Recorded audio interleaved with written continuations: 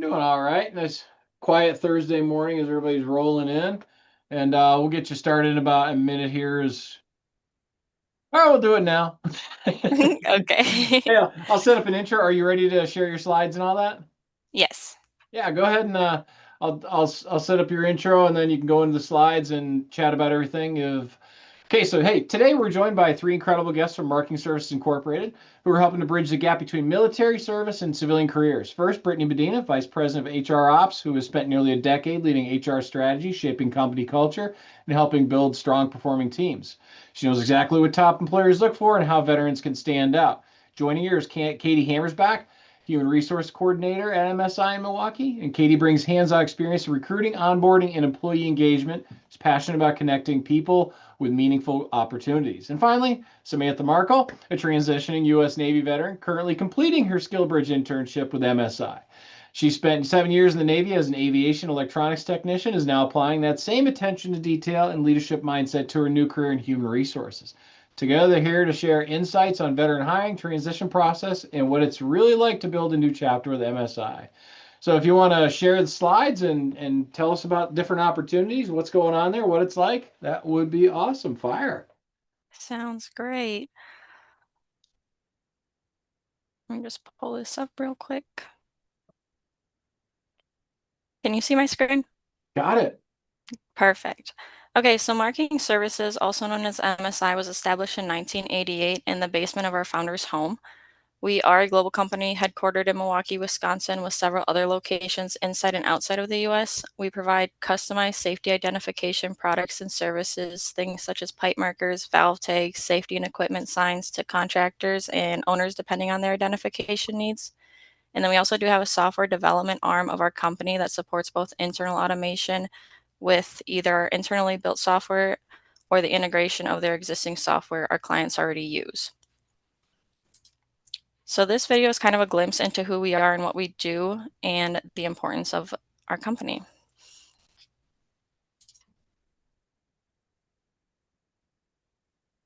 Effective, durable labeling and identification plays a critical role, providing vital information to personnel in a clear and consistent manner. But labeling shouldn't be an afterthought. For maximum safety and efficiency, it should be an integral part of the planning process from the start. Think about the signs you see every day: hazard warnings, pipe identification, electrical component labels, valve and instrumentation tags, and road signs. There's a reason they all look the same. Consistency ensures immediate recognition and response. Imagine the confusion if these signs and labels were missing, inconsistent, or unreadable. On a construction site or operating facility, that confusion could mean the difference between life and death. At the forefront of safety and technology advancements, traditional labeling and signage can be enhanced with modern technology by furnishing real-time information for the tracking and management of assets and providing specific safety information to ensure all workers understand the risks and protocols, making asset management and safety information more accessible than ever. The next step is to integrate the planning of labeling from the very beginning. By planning signage and labeling at the project's earliest stages, you can ensure consistency, clarity, and safety throughout the entire life cycle of an asset, project, and during facility operations. Uniformity in imaging, color, and design from the start means quicker training, easier familiarization, and faster recognition in an emergency. Integrating labeling solutions into early operational planning, it enhances safety, productivity, and efficiency, and becomes a proactive measure rather than a last-minute requirement, creating safer, more streamlined operations for everyone.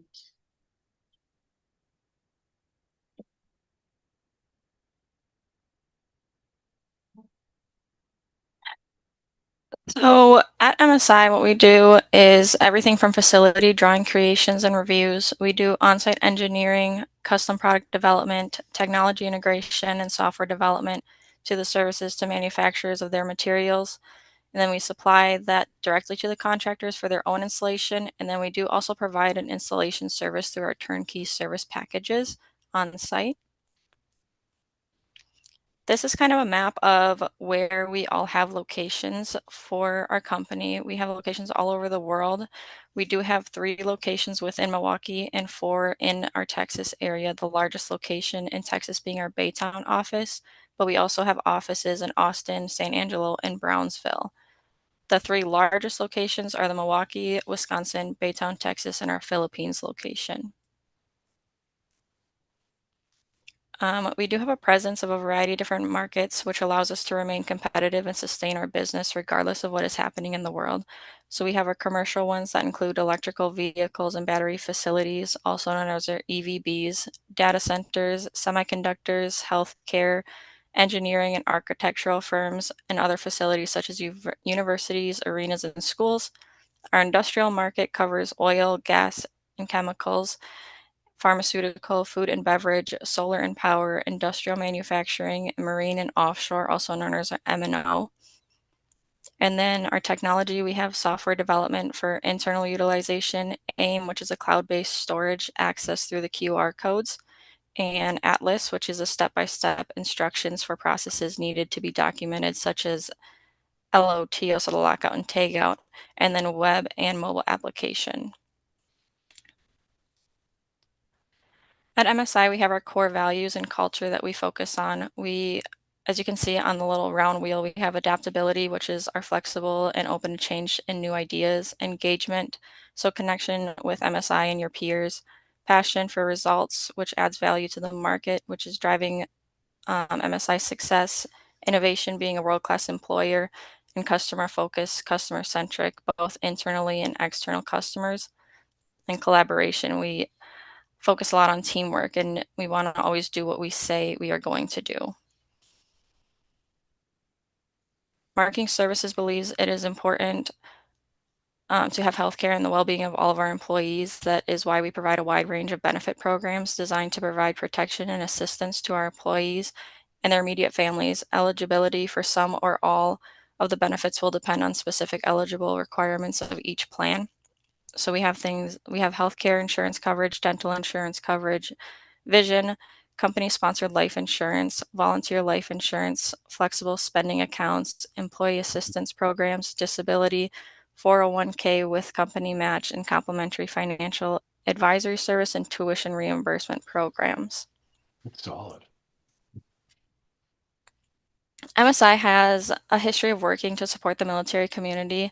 In the past, we have worked with the Wounded Warriors program as well as receiving an award for patriotic employers. We have had a great record with our past prior military hires and have had a long tenure career with MSI. And then we are currently working on piloting a veterans employee engagement group that allows veterans and their allies within the company to have a time to speak with a community of individuals with similar backgrounds, as well as help to mentor any new employees who are going through the transition from military world to the civilian life. And then this is a slide of our open positions that we're currently hiring for. We also have some project opportunities that are available. You can scan the QR code that is on this slide, and it'll take you right to our hiring site. And then I also have my email attached below for anybody who would like to reach out and see kind of where they could put their military expertise into our company. If you can hit the hide thing on that stop sharing, because it might be cutting off the Okay, queue. there we go. It's like, Yeah. close. That is kind of the end of our slides. I am going to bring up this slide on a different thing so it can stay on the screen.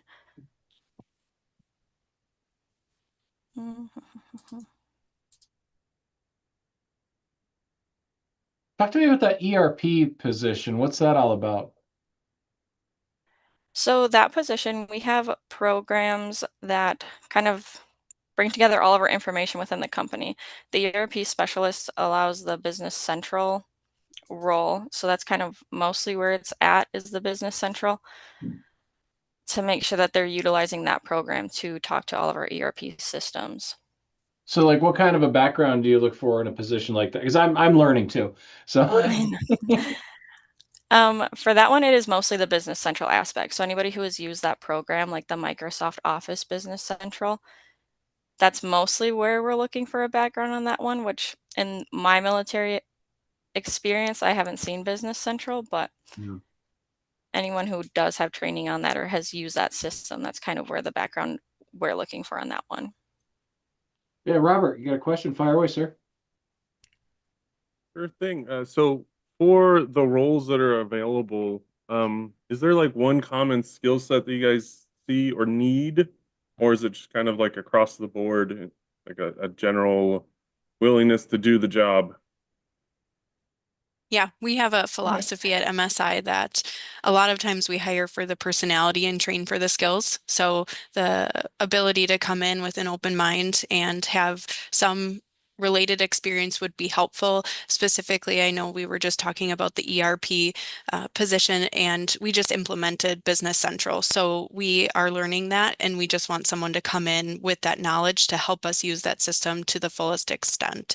On the maintenance side, having that technical aptitude is important. Within our manufacturing facility, it's a very clean facility. We're a print shop essentially. So it's not rolling up your sleeves and working with heat and all that. It's a climate controlled environment. So being able to work in that team environment, the customer service side, a lot of it is customer interaction. So if you're able to talk with people and convey your messages clearly, and then also work heavily on the computer, so that attention to detail is extremely important. And I would say the same thing with our document control specialists, that a lot of information that has to be filed away, so that attention to detail and organization is important.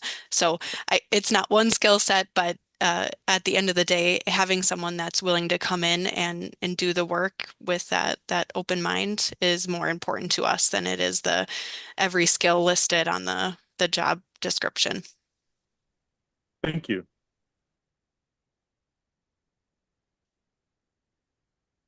So, yeah. I'm sorry. Go ahead, Ernie. No, go ahead. You. I apologize. I was in a meeting and then I just popped in here. But your ERP, you said you're using Dynamics as your ERP for the system? Yes. Okay. Go ahead, Brittany. I apologize. I didn't mean to cut you off. Just so we're clear, it's the Microsoft 365 Dynamics Business Central. So that I think they have a couple of different programs because we transitioned from Great Plains recently, and that was also within the Microsoft umbrella. Oh, if I lived in Milwaukee, I would be all over that. I literally came from an ERP implementation background. When it comes down to your like, I'm sorry, I was just letting my brain run. I'm going to keep my mouth shut. Give me a moment here. I apologize. Handing it No back to y'all. worries. Where are you located though? I know you said not Milwaukee, but where? I am actually in Denver. Okay. We have someone that works remote in Denver. Well, then I think Brittany, maybe you and I need to have a conversation then. You got it. Yeah, so for those who are here who don't understand what that is that as an ERP specialist, you are digitally kind of putting the puzzles and putting everything together in order to make process flows and integrations work. So for those of you who have a lot of cyber background or have a logistical operations from either if your Army or Navy is whatchamacallit, SAP or other success factors, that'd be a great position for you. But Brittany, I think you and I are going to need to be in touch on that one. Okay. I got a question. Fire. Hey, how you doing? Derek Welch here. I just had a quick question about your availability for jobs for like the cybersecurity and IT side of everything and where those would be at and if they were remote or not. Yeah, right now we have a rounded out IT team that sits here in Milwaukee, and then we do have someone that does work remotely in Florida.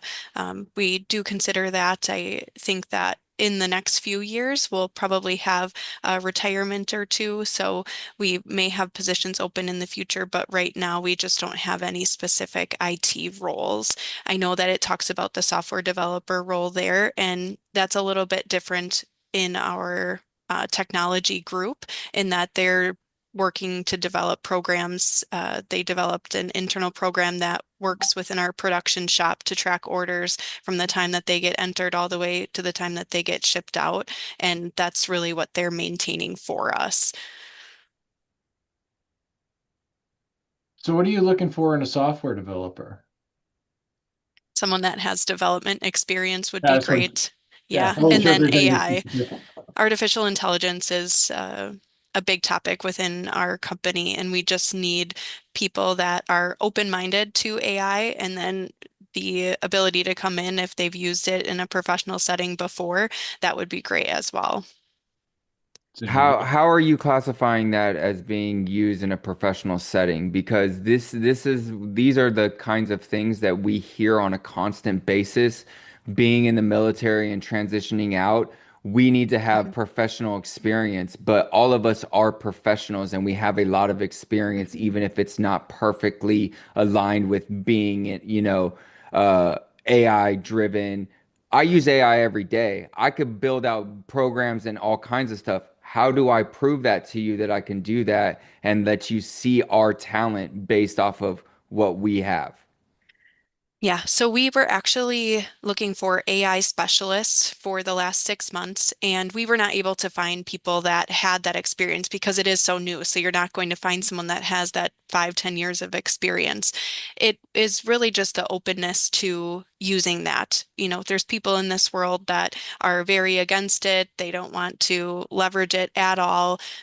They don't trust it. But here we want to embrace that. So just having that open mind is important. And even if you've used it in a personal setting, you use ChatGPT to meal plan or what have you, that was important to us once we changed what we were looking for in those positions recently that we just filled. So I think that you asked how you can convey that experience. And when I say professional, I just mean outside of sitting on your couch and meal planning. So if you've done it in the military, to me, that's professional experience. And it may not be exactly what an employer is looking for, but if you can translate and say, I had to manage this project and I used AI for this, this, and this. I think that's plenty. Now, that's MSI. Other companies are very strict in that they want specific experiences, and you're going to know very early on in that initial conversation with a recruiter if there is some room to just have that open mind and learn as you go coming into that role. I have one more follow-up question for all of that. And it's kind of personal. In a sense, it's kind of a hypothetical question. What if I were to tell you that I developed an entire application, web-based application, while using nothing but AI to develop it? What does that look like for someone that's trying to go into the software development role? I mean, that would be awesome. And I think that the fact you took the time to come up with the prompts that would allow you to get to that end point is so critical. I think other companies would probably have you show that and maybe talk a little bit about the steps you took and then showing the end result just to prove out that you did do that. Uh, we, on the other hand, are not necessarily that way. We don't have candidates do presentations or bring in things that they printed on their 3D machine in school. We're not that way. We like to learn about someone just by talking with them. Will you let me know when you guys have positions in the Raleigh area or remote for software development? Sure. Most definitely share your resume so we can keep that. That's good stuff. I mean, that's definitely some good stuff. So, question for you, Sam. So, how did you find? My question for you is how'd you find out about ESI, and how is it that you were like, yeah, this is the right fit for me? What did it for you? So I've had prior connections with MSI for a long time. Yes. But it had just kind of been the opportunity that came up to me. and they were like, "Hey, I hear you want to kind of transition what you're doing." Because in the military, I had done aviation electronics technician for my entire career. And when I got out, I decided that's just not what I wanted to do. And so when the opportunity presented itself, I took it. I was doing the SkillBridge, and I was like, I have time to take on this role and learn it. And everything kind of lined up with MSI that it worked out nicely. But it was just knowing that I wanted to take that step after being in the military. And it was hard trying to figure out like how am I going to transition because I don't want to do aviation electronics my entire life Yeah. and kind of doing all the nitty-gritty work of it. So it was just figuring out that I wanted to make that transition, and knowing the company and their values and everything that they have to offer was a big selling point for me of just I should take this opportunity now and see what I can learn with my time here. Yeah, that's awesome that they had that for you. So I mean, is it kind of, what you expected in the transition, and any surprises just to share with the folks here of like, yeah, I was not expecting this, or holy cow, this is awesome, those kinds of things during that, whoa, this is way different. Yeah, it was completely different transition. Oh It yeah, was that. yeah, it was a whole new world, and it was a lot of training, and that's where I think for this company specifically, that's kind of what helped me transition because whenever I would go to a new command in the Navy, it was, you're going to get trained. This is your job. We're going to train you. We're going to put you with one person and you're going to be under their wing this whole time. And so when I had gone into MSI, they had a specified training plan for me. And my first day, I was like, okay, I can do this because I know that I'm going to get trained on all these things. And this is what my job is going to be. And I'm not just getting thrown to the wolves to go. And I had gone into the recruiting section of HR for the time being. And so I had no clue what any of that was. I've listened to the lives and I'm like, okay, I know what our end is like applying to jobs. I don't know what the other end is like. So having the training plan and everything kind of set out for me, that helped. And I know that that's a big thing that we do at MSI is making sure that the training plans are there. So that was probably my most like comforting thing coming from the Familiar. military to hear, but it was definitely a transition, but they helped me a lot in making sure it was a smooth and comfortable transition. I love that built out training plan because coming from where we do, literally everything we do has some sort of checklist, training plan, or experience you can go and look at and go, okay, I need to do steps A through F. Right. And not everybody does that. No. So No, it's kudos one to thing I'm you. definitely thankful for here because I would have had no clue. What was the easiest part of that, transition from zapping stuff on a boat to, hey, I'm in the office now? What was the best part? Kind of more the work-life balance. That one helped me a lot because in the military, you're just kind of away from everybody and you get assigned the job that you're going to do. And so being here and like having the flexibility to ask for things that you need or the help or anything that you need with your work-life balance, I think that was my most, that was the best part of the transition. Yeah, it's a huge change to like, hey, they can't call me Saturday morning, expect me to Yes. get 10 hours this weekend. Right. Because I think we've all been in that boat. So for Katie and Brittany, so like when applications come across your desk, especially think on the military side, what's the stuff that jumps out at you as like, oh, I like that, or oh, dude, what are you doing? Yeah, I think just the project management is great to have, and just the I guess the specific experience to us isn't as big of a factor when we're looking at resumes when we see the military experience. I we know that the work ethic is there. And to give you an example, we opened an office in Boise, Idaho this year, and there's only two people. We hired them in Boise, and one of them, who is our lead that leads the office, is from the military. And we felt comfortable putting him in that position, being out there away from our other offices because he had that experience and he talked to that in the interview process about making sure things got done, had a process, able to communicate when things are not going the way they need to. Good stuff. What do you think, Katie? Yeah, I was just gonna say, for the roles that I'm currently recruiting for, like the maintenance technician, the material handler, the production floater, um, if I see that there's a resume and someone has been in the military, it's definitely a good sign, especially for those positions. Because I know that the discipline's there, I know the work ethic is there, and then um, I know that they're gonna show up on time too. So that's really important for those roles as well. Yeah. So what would you recommend to say, hey, make sure that you've got this in the first like quarter of your resume to catch my attention. Um, I would say, I mean, attention, like I said, attention to detail is probably really important in these roles.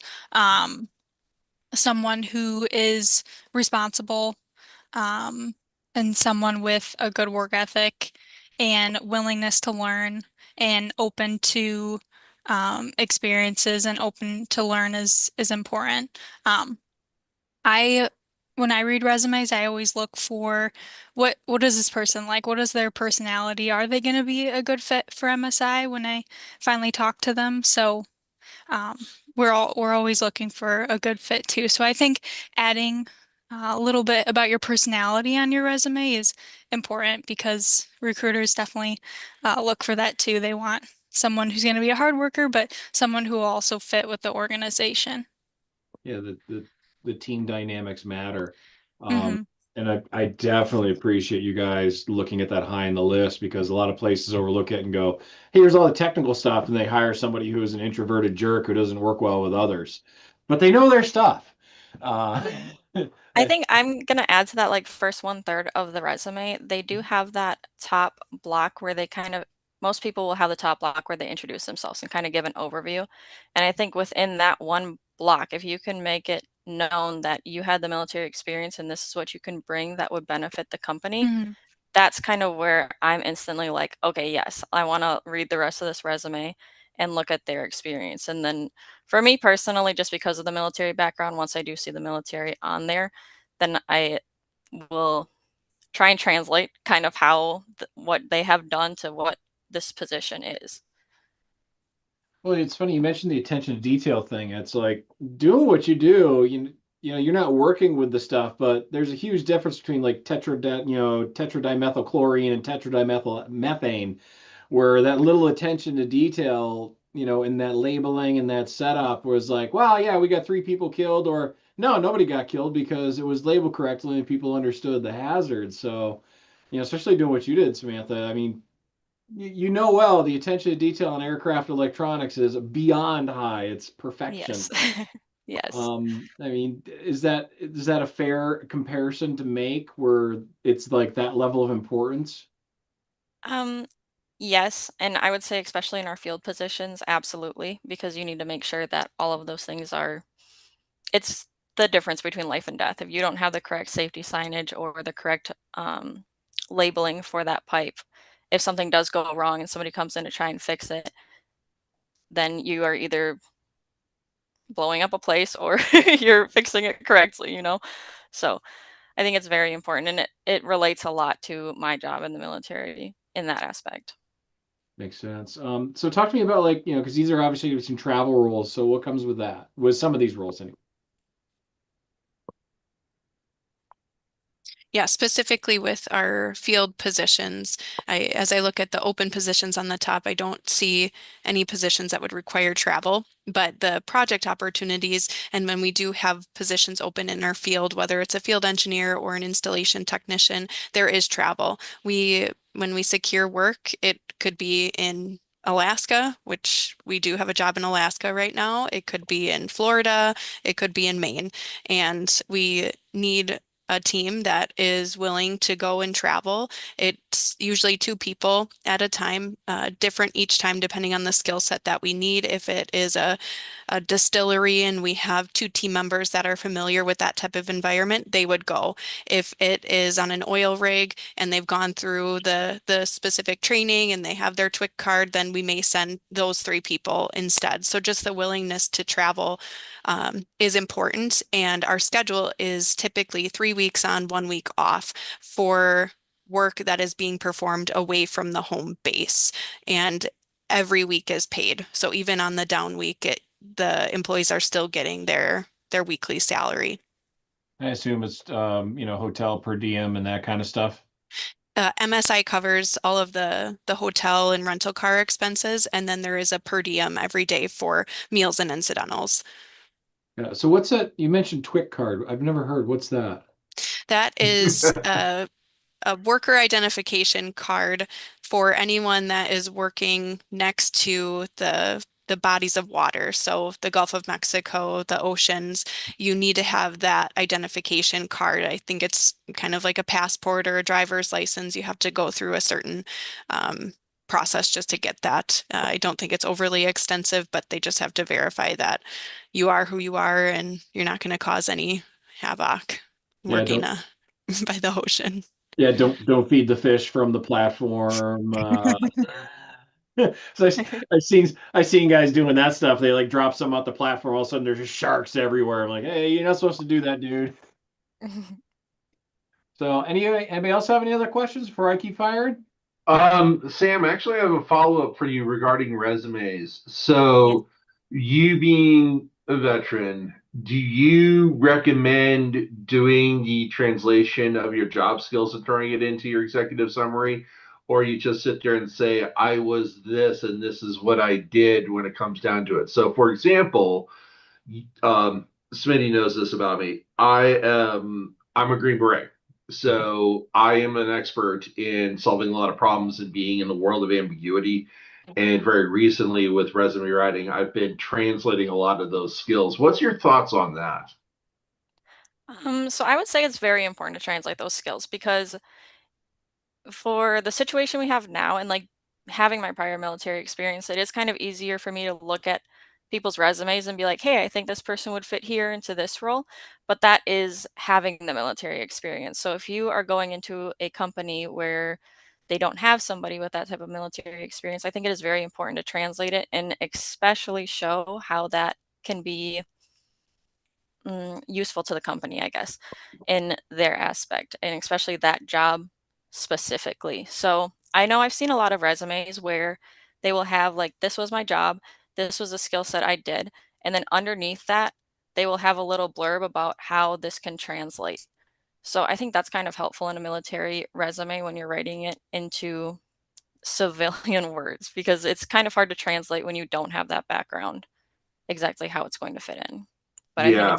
it's definitely important to make sure that you're using the correct words and making it known that what you did in the military can translate into the civilian world because those dots aren't exactly easy to connect sometimes. Yeah, and especially with career fields that I was in for a while, so they really are super important. You know, it's interesting to hear your perspective on everything and Twit cards and everything. It definitely seems like a great organization. Um, I'm going back to you, Sam. I apologize. That's fine. What gets you up and what gets you going in the morning to do this job, and where do you sit there and end up, at the end of the day? Like you're just trying to make that increment just that much better, or you just want to make the world a better place? So this this job has been very rewarding. It being put into the HR side of things, it's nice to see that I know I'm making a difference in who we're hiring and what kind of programs we're implementing. So the veterans employee group for that, for one thing, that's one of those things that kind of gets you up in the morning because you know that you're connecting people within the company who can speak on different backgrounds that we've had.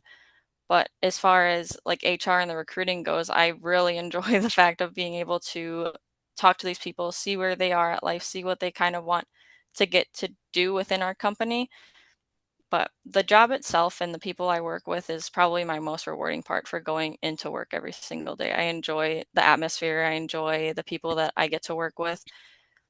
So I would say that's what gets me going in the morning. As far as the end of the day, knowing that it's kind of headed in the right direction is where I like to be. In the military, I feel like it's all over the news. You know exactly what you're kind of showing and doing within the world. But as far as the business side goes, at least knowing that you're helping out the company a little bit each and every day, I think that's my main takeaway. Awesome. Katie and Brittany, I'm going to sit there and throw another one at you.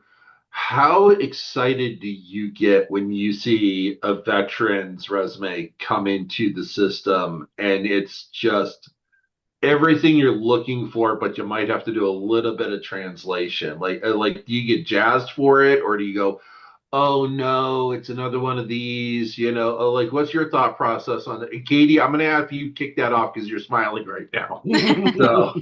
So. So fire, like, you got the home run candidate right now, but you know that you're gonna have to sit there and go to the hiring manager and say what they meant to say on the resume was this. So, like, what's your thought Yeah. process on that?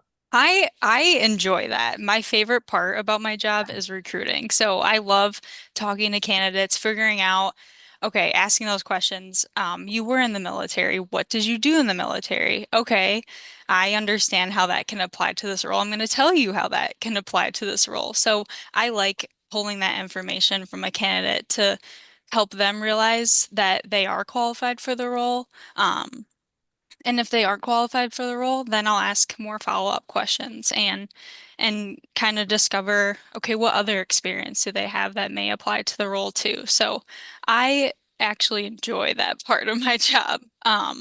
And when I see that military background, it just gets me going and wanting to ask more questions, and just learning more about the military. I think learning about everyone's experiences and past employment or job experiences is really nice. So, And Brittany, your turn.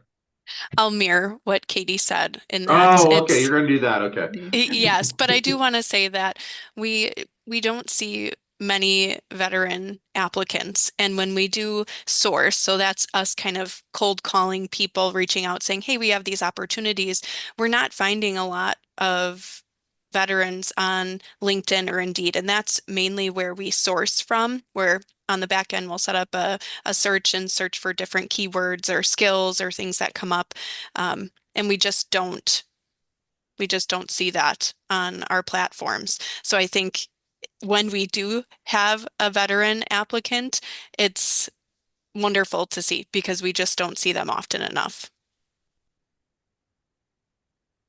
Yeah, it's a really good perspective. So, before I came to Seven Eagle, I actually was in the software space, and I worked for years with an SaaS company, and the recruiter was just like, "I don't understand anything your military I mean, you have a lot of tech experience, but I don't understand why Green Berets would have to do this." And it's called, we have to teach this stuff. One of the crazier ones I did is I actually helped stand up an ERP for the Kenyan government, which was like 6 months of my life. I really wish I could get back. And it was explaining that the person's like, "You guys do that? I thought you guys just paint your face, go out in the jungle and sit there and, do things." I'm like, "No, we do a lot more than what you expect." So it's really refreshing that all through, well, Kate, Sam, I expect that out of you, but you two, there's not a lot of talent acquisition and recruiters out there that really have that mindset, that capability. So from the bottom of my heart, I do want to say thank you very much. We do greatly appreciate that. Mm-hmm. Absolutely. So for a veteran going for his first job interview, I'm sure you've all seen this at one point. Where do we need to prep better? What is the things that we're doing right? What are the things that we are screwing up in that first interview, other than maybe nerves? Who wants this one? I'll take a part of it, but Yours is there. so for our company, I think it's a little bit different than I was at least under the impression that a lot of companies ran. We will screen everybody through HR and they kind of do a phone interview with them, and then you move on from there to the hiring manager. So I've only had a couple veteran ones. Like Brittany had mentioned, we don't have them very often at this company. And I did see the one comments about, do you think it's because of the locations that we have? And I'd say probably because they are a little bit different than like where the main bases are. But I would say people coming in and just having the openness to be able to translate the job. So like I think I've done one with a military background, and just being able to calm down, kind of let the nerves go. You are just trying to have a conversation when we are doing that first hiring manager or the first HR phone interview. And so realizing that this person on the other end of the phone is just another human being that you're talking to is kind of an important one for me. Yeah. And I can add to that in that when you have these different positions, I know Samantha was in a very different role than what she is doing for us. So having her explain what that entailed was so important so that I could understand how those skills could translate. So when you're having those discussions, whether it's in the phone interview or in an in-person interview, just being able to talk about the skill sets of the role that you're trying to move into and how the skills you have will translate to that in, and I don't mean this in any way in terms that someone will understand who has not lived in the military world because I am very different than Samantha. If she talks to someone, she will know everything that they're talking about, and me, not so much. So just being able to translate that into um, terms that an employer would understand and how that would apply to their open position or within their organization overall would be extremely helpful. But you, Katie. Last one on the hot plate. I it always resonated with me that you are your own, you know everything about your past experiences. You are the expert in your own life. So when you're talking to a stranger recruiter, they don't know anything about you or your experiences. So that is your opportunity to tell them about what skills you have, what you've done in your past roles. Um, so I think it's definitely important to ask questions during the interview to learn more about the position and to understand more about what the position entails so that you can share what knowledge and experiences you have that may apply to the role. So you know the most about your life. So making sure to share that with recruiters when you're talking to them. So what do you think the most important skill is that we probably underplay when we're applying for positions, like stuff that you've seen, that we just don't think about, but you guys, outside of the attention to detail, which is hammered into our faces every day, what do you think the most important stuff is that we kind of overlook that on your side? You go, holy crap, you should have told me that as a lead. There's I a would question. You can go, go ahead. Samantha. Okay. I would say the soft skills, like the leadership one is a big one, looking at it. And the organization is probably one of the bigger ones as well. We have the attention to detail, but the organization and being able to make sure that you have all of your priorities in line with your manager or your leadership. And there's a couple of questions that I always ask, especially how a candidate handles pressure. Do they handle pressure well, or do they not handle pressure so well? And I'm sure there's a lot of pressure in the roles that you guys have been in. So that is super important in every role, whether you're a maintenance technician or you're a software developer. Um, let's see, I would say also. Are you able to make decisions on your own or do you need that hand holding? If you're able to make those decisions on your own, then I would definitely bring that up and bring up examples during the phone screening too. So those are super important. And I would say on the flexibility side, just being able to explain how you've been able to pivot in previous positions because the world is ever changing. So if you can explain how you've been able to pivot and do that successfully, regardless of what the situation was, that's really important. Yeah, especially doing what we do. I mean, we pivot more than an NBA player on the military side. You know, some of us, like, I've had three different military jobs, and now I'm in a fourth career now. So and pressure. You know, every one of us have had to deal with that, but at different levels. You know, a guy like Clay, much higher level. Guy like me, much different level. So yeah, expressing that in there because yeah, probably a lot of civilian pressure to us is like, that's it? Nobody's shooting at me? Yeah, I can get this done. That's pretty good stuff. Anybody else have any other questions before I let these guys get going back to the day? If not, forever hold your peace. But you've got all their information that you need, and I know Clay's going to be reaching out to you guys because that I knew that was sounding like it was right up his alley. But Oh, I'm messaging right now as we speak, Smitty. yeah, no surprise there. I can't recommend him as a person enough. So you guys have any closing thoughts you'd like to share with the group before you go? No. I will give one.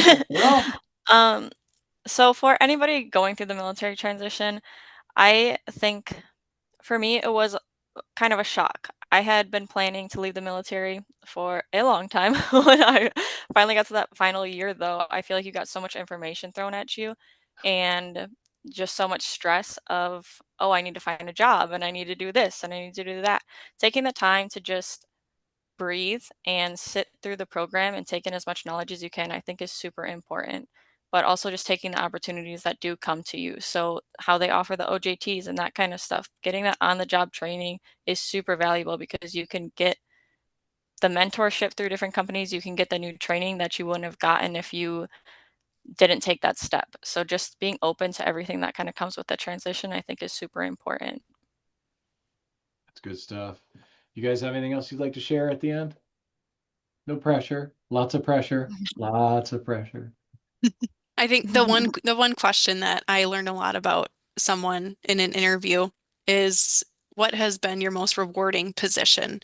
And to me, that is more important than tell me about your background because it's how you viewed the position you were in and what you made of it.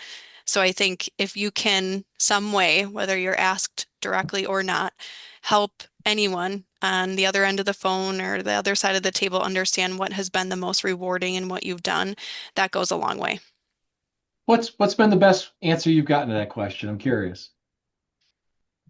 That's a good question. Because oftentimes there's a standout like, wow, I did not expect that answer. Yeah, recently we were hiring for a supply chain person and a candidate that we didn't end up going with. She was talking about the ability to work on many different projects, and she very much enjoyed that because she got to work with so many different people.